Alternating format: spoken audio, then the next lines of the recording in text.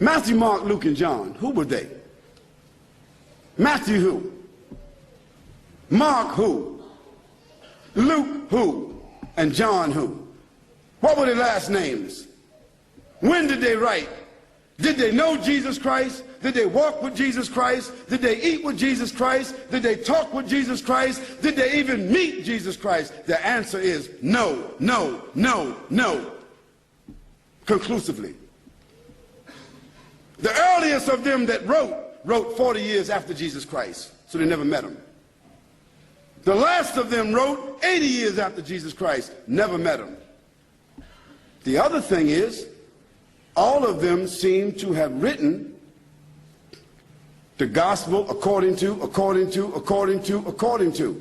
Now, when you write a letter, do you sign it according to? According to is the third party. If Joanne or Jackie or Bobby or Johnny told me something and I wrote it, I would say according to Joanne, Jackie, Bobby, or Ronnie, according to. But those four people would not write a letter and in front of it say Jackie according to Jackie and not even write her last name. Because if Jackie wrote me a check and only said Jackie, I couldn't cash it. And if I was a policeman and I stopped Jackie on the road and she had a license that only said Jackie, she's going to jail.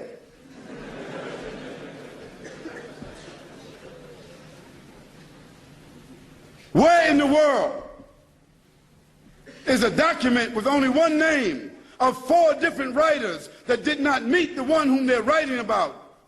Where is that accepted in the whole world? Nowhere except in the Bible.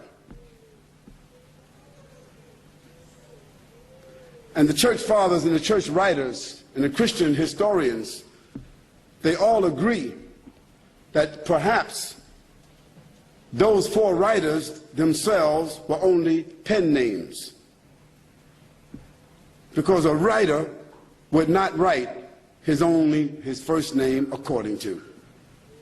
And there's a great amount of suspicion that the man called Paul, Saul of Tarsus, that because he wrote all the books from Acts all the way to the end of the New Testament, how many books is that? How many? 16, 15, 17, 19?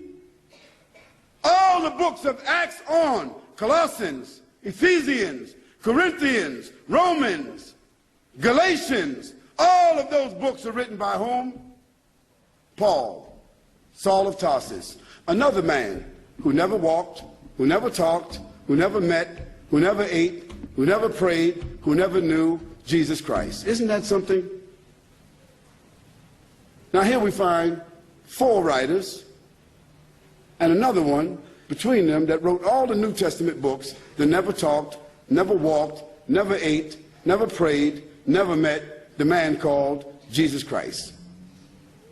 Yet in their words, the first mentioning of the Trinity came from where? From Jesus or from them? The first mentioning of Jesus being divine, a man God, came from whom? From them. The first mentioning that Jesus is the Son of God came from whom? From them. Jesus never said in his own words any such words, but it was the men who never met him, who claimed to have written, who didn't know their last names.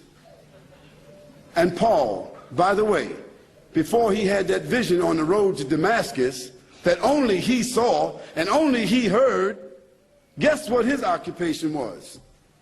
Do you know? He was a bounty hunter, a hunter of Christians, hunting them down like animals, binding them and bringing them to where? To Rome, so that they could be executed. Now, if Hitler, after killing thousands of Jews, said that on the road to Berlin, he had a vision that he was named an apostle to the Jews, and he wrote 20 books that all the Jews are supposed to follow, Do you think they would be following that book? I don't understand how people just don't read history. This is not what Khalid said, so don't get angry with me. This is your own scripture, your own Bible scholars, their own church fathers. All of them agree that Paul never met Jesus, that Matthew, Mark, Luke, and John never met Jesus. By the way, they were not disciples. Nor were they walkers and talkers of the disciples. They were just writers and historians.